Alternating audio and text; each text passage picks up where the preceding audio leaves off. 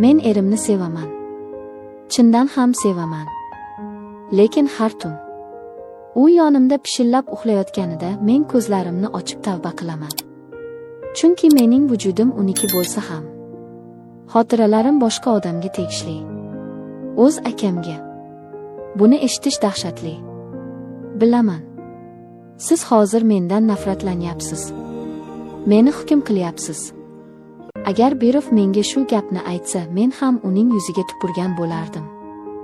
Lekin hayot biz o'ylaganchalik oddiy emas ekan. Oq va qora ranglardan tashqari shunday bir qorong'u ranglar borki, unga tushib qolmasangiz aslo tushunmaysiz. Assalomu alaykum, Farrosh hikoyalari kanalining aziz va qadrdon muxlislari. Ismim Malika. Hozir 32 yoshdaman. Erimning ismi Rustam. Bizning 10 yillik baxtli oilamiz bor. 2 ta farishtadek bolamiz bor. Tashqaridan qarasangiz biz ideal oilamiz. Hamma havas qiladi. Hamma bizdek bo'lishni xohlaydi. Lekin mening ichimda, mening qalbimning eng tubida chiriyotgan bir sir bor. Bu sir go'yo tirik maxluq. U meni ich-ichimdan yeb bitiryapti. Bu mening eng katta gunohim. Va ayni paytda mening yagona haqiqiy telbalarcha muhabbatim. Akamning ismi Jasur. U mendan 5 yosh katta. Bizning o'rtamizdagi rishta hech qachon oddiy aka-singillik bo'lmagan. Ota-onamiz doim ishda, doim band edilar. Biz uyda doim ikkimiz qolardik. Jasur men uchun hamma narsa edi. Ham ota, ham ona, ham himoyachi, ham koinot. Esimda 7 yosh edim. Velosipeddan yiqilib tizzamni yorib oldim. Qon oqib ketdi. Men onamni chaqirib yig'lamadim. Men Jasurni chaqirdim. U yugurib keldi. Meni ko'tarib oldi. Yaramni yuvdi. Dori surtdi. O'shanda uning ko'zlaridagi xavotirni ko'rganman. U mening og'rig'imni o'zinikidek his qilardi. Kechalari momaqaldiroq gumburlaganda qo'rquvdan qaltirab uning xonasiga yugurardim. Uning karavotiga kirib, kichkina qo'llarim bilan unga yopishib olardim. U meni bag'riga bosardi.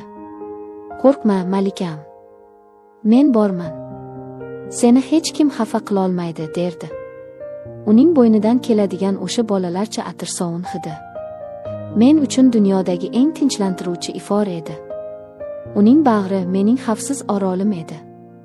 Biz birga ulg'aydik. Maktabda Berov menga qattiq gapirsa, Jasur o'sha zahoti paydo bo'lardi. U mening soyam edi. Men esa uning yorug'ligi. Mening hamma sirlarimni faqat u bilardi. Biz kechalari soatlab gaplashib o'tirardik. Ba'zan hech narsa haqida, ba'zan hamma narsa haqida. U mening ko'zimga qarab nima xohlayotganimni bilardi. So'zlarga hojat yo'q edi.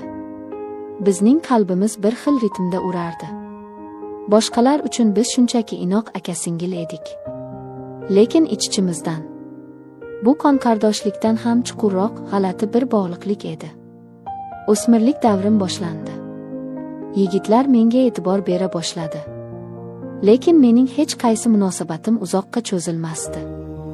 Nega bilasizmi? Chunki men ularning har biridan Jasurni qidirardim. Ularning hech biri Jasurdek tushunmasdi. Hech biri Jasurdek qaramasdi. Hech biri u kabi himoya qila olmasdi. Va ularning hammasi mening ko'zimda mag'lub bo'lardi. Jasur ham qizlar bilan uchrashib yurdi. Lekin u ham hech kimga uylanmadi. Jiddiy qadam qo'ymadi. Uning hayotida qizlar paydo bo'lganda mening ichimda qandaydir ilon o'rmalardi. Men rashk qilardim. Dahshatli darajada rashk qilardim. O'zimcha buni singillik qizg'anishi deb o'ylardim. Lekin o'zimni aldayotgan ekanman. Bu mutlaqo boshqa narsa edi. Bu u faqat meniki degan yovvoyi egalik hissi edi. Keyin hayotimga Rustam kirib keldi. Rustam o'ta aqlli, bosiq, kelajagi porloq yigit edi. Ota-onam uni ko'kka ko'tarishdi. Tengini topding, deyishdi. U menga chiroyli so'zlar aytardi. Qimmat sovg'alar berardi. Meni malikalardek tutardi. Men uning taklifini qabul qildim. Chunki bu to'g'ri qaror edi. Hamma shuni kutayotgan edi. Jamiyat shuni talab qilardi. O'zimni ishontirdim. Baxtli bo'lish uchun shu yetarli. Sevgi keyin keladi, dedim. To'y taraddudi boshlandi. Liboslar, mehmonlar, restoran. Hamma narsa yugur-yugur. Hamma xursand. Lekin mening yuragimda qandaydir sovuq tosh yotardi. O'zimni qandaydir tuzoqqa tushayotgandek his qilardim. Shu davrda Jasur butunlay o'zgarib qoldi. U gapirishdan to'xtadi. Doim o'ychan, doim ma'yus. U menga chetdan, uzoq-uzoqdan tikilib turardi. Uning ko'zlarida shunday bir jonsarak og'riq bor ediki, buni ko'rib mening ham yuragim qon talardi. U men uchun xursandek ko'rinishga urinar, lekin bu shunchalik soxta ediki. To'y yaqinlashgan sari mening nafasim bo'g'ilardi. Men hayotimdagi eng muhim insonni, Jasurni abadiy yo'qotayotganimni anglab yetardim. Endi hech narsa oldingidek bo'lmaydi. Endi men birovning xotini bo'laman. Bu o'y meni aqldan ozdiray derdi. Lekin orqaga yo'l yo'q edi. Karta tashlab bo'lingandi. To'yimdan 3 kun oldin biz butun oila bilan tog'dagi dala hovlimizga bordik. Bu bizning eski an'anamiz edi. To'ydan oldingi so'nggi oilaviy dam olish. Kechgacha shovqin-suron, o'yin-kulgi bo'ldi. Hamma charchadi. Tunda hamma xonalarga tarqalib uyquga ketdi. Faqat men va Jasur qoldik. Tashqarida sekin yomg'ir tomchilay boshladi. Biz ochiq ayvonda eski yog'och kursilarda yonma-yon o'tirardik. Hamma yoq jimjit. Faqat yomg'irning tomga urilishi va uzoqdan chigirtkalar ovozi. Havo salqin, nam tuproq hidi kelardi. Biz uzoq vaqt indamay o'tirdik. Sukut shu qadar og'ir ediki, qulog'imni kar qilay derdi. Nihoyat u sukutni buzdi. Ovozida g'alati, sinik bir titroq bor edi. Rustam, u seni baxtli qila oladimi, Malika, dedi u. Ko'zimga qaramadi. Qorong'ulikka tikilib turardi. Men yutindim. Tomog'imga bir narsa tiqilib qoldi. Ha, u yaxshi inson. Hamma yaxshi bo'ladi, dedim duduqlanib. Lekin ovozim o'zimga ham shunchalar yolg'on, shunchalar zaif eshitildiki. Shunda u menga burildi. Ayvonning xira chirog'ida uning yuzini ko'rdim. Uning ko'zlarida yosh aylanardi. Mening kuchli, yengilmas, mag'rur akam yig'layotgan edi. Men sensiz nima qilaman, deb pichirladi u. Uning ovozi yig'iga aylanib ketdi. Sen mening hayotimdagi yagona ma'nosan, Malika. Seni birovga berib yuborish go'yo o'z yuragimni sug'urib berishdek gap. Men bu uyda sensiz qanday nafas olaman? Bu so'zlar mening vujudimni poroxdek portlatib yubordi. Men o'zimni ushlab turolmadim. Barcha niqoblar, barcha yolg'onlar, to'y haqidagi o'ylar parcha-parcha bo'lib to'kildi. Men ho'ngrab yig'lab yubordim. Yuzimni qo'llarim bilan to'sib faryod qildim. Chunki men ham xuddi shunday ezilayotgan edim. U darhol o'rnidan turdi. Tizzalari bilan mening oldimga cho'kdi. Issiq qaltirayotgan qo'llari bilan yuzimni yopgan kaftlarimni sekin tortib oldi. U mening ko'z yoshlarimni o'z barmoqlari bilan artdi. Uning barmoqlari shunchalar issiq, shunchalar tanish edi. Lekin bu safar bu teginishda mutlaqo boshqacha, qandaydir elektr toki bor edi. U mening yuzimni hovuchladi. Nafasi yuzimga urilardi. U peshonamdan uzoq, juda uzoq o'pdi. So'ng sekin pastga tushdi. Ko'zlarimdan, yonoqlarimdan o'pdi. Men qarshilik qilmadim. Harakatlanishga madorim yo'q edi. Vujudim xuddi sehrlangandek qotib qolgandi. Miyamning eng uzoq burchagida bir ovoz, bu gunoh. Bu sening akang, deb baqirardi. Lekin yuragim o'z qafasini yorib chiqishga tayyor edi. Bu xuddi yillar davomida sahroda suvsiz qolib, nihoyat buloqqa yetib kelganga o'xshardi. Uning lablari mening lablarimga tegdi. Bu hayotimdagi birinchi bo'sa emasdi. Lekin bu mening birinchi haqiqiy bo'sam edi. Bu shunchaki hayvoniy ehtiros emasdi. Yo'q. Bu bo'lsada 20 yillik aytilmagan so'zlar, yashirilgan sog'inch, fojia, vidolashuv va qonli ko'z yoshlar mujassam edi. Bu butun umrlik yolg'izlikning portlashi edi. Men qo'llarimni uning bo'yniga chirmadim. Men unga javob qaytardim. O'sha soniyada men uchun koinot to'xtadi. Faqat yomg'ir ovozi va bizning aqldan ozgan yuragimizning gumburlashigina qolgandi. U meni dast ko'tarib oldi. Qorong'u yo'lakdan o'tib mening xonamga olib kirdi. Meni ehtiyotkorlik bilan xuddi billur idishni qo'ygandek karavotga yotqizdi. U tepamda turib ko'zlarimning ich-ichiga tikildi. Go'yo so'nggi bor ruxsat so'rayotgandek. Go'yo orqaga qaytish imkonini berayotgandek. Lekin men ko'zimni yummadim.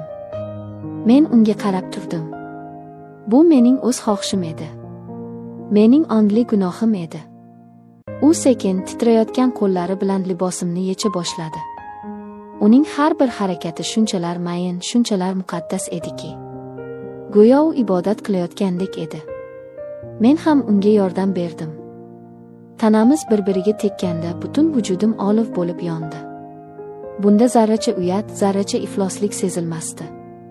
Faqatgina dahshatli darajadagi yaqinlik va bir butunlik bor edi. U mening butun tanamni o'pardi. U mening har bir nuqtamni bilar, lekin ularga mutlaqo boshqa bir olamni kashf qilayotgandek teginardi. Biz shoshmadik. Biz go'yo bir-birimizni birinchi marta ko'rib turgandek qaytadan o'rganardik. U qulog'imga shivirlardi. Seni sevaman. Jonginam, seni qanday qilib birovga beraman? Sensiz o'laman. Uning so'zlari ko'z yoshlari bilan aralashib ketardi. Men ham uni sevishimni, umrimning oxirigacha faqat uni sevishimni aytib yig'lardim. Buni so'z bilan tushuntirish imkonsiz. Bu ikki jismning emas, ikkita ezilgan, bir-biriga muhtoj ruhning qovushishi edi. U menga shunday nazokat bilan, shunday muhabbat bilan yaqinlashdiki, men o'zimni hayotimda birinchi va oxirgi marta to'liq his qildim. Go'yoki tug'ilganimdan beri kemtik bo'lgan qalbim o'zining haqiqiy yarmini topgandi. Bizning nafasimiz, yurak urishimiz, ko'z yoshlarimiz bir-biriga qorishib ketdi. Eng yuqori cho'qqiga chiqqanimizda biz bir vaqtning o'zida bir-birimizning ismimizni aytib ingradik. Bu lazzat nidosi emasdi. Bu og'riq edi. Bu yirtilib ketgan qalb faryodi edi. Bu abadiy vidolashuv nidosi edi. Chunki ikkimiz ham bu kecha birinchi va oxirgi marta ekanligini judayam yaxshi bilardik. Biz tonggacha qimirlamay yotdik. Bir-birimizni shu qadar mahkam quchoqlab olgandikki, go'yo kimdir kelib bizni ajratib tashlashdan qo'rqardik. Tashqarida yomg'ir tindi. Xonaga tongning sovuq, kulrang yorug'ligi tusha boshladi.